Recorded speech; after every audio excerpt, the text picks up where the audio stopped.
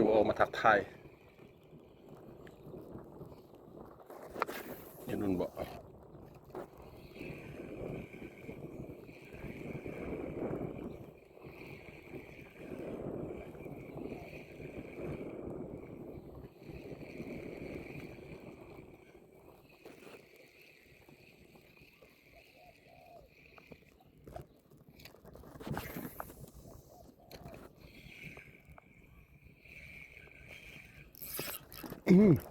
ติดเลยวะ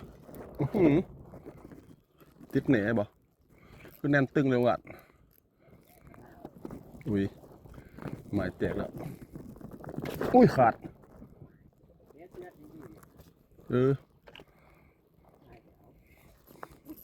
อุ้ยอุ้ยกัดลงมาแล้วอุ้ยอย่าหวานนะปั๊บนิดนึงอุ้ยอุ้ยมาแล้วเว้ยหนึ่งเตี้ยมนี่โอ้โห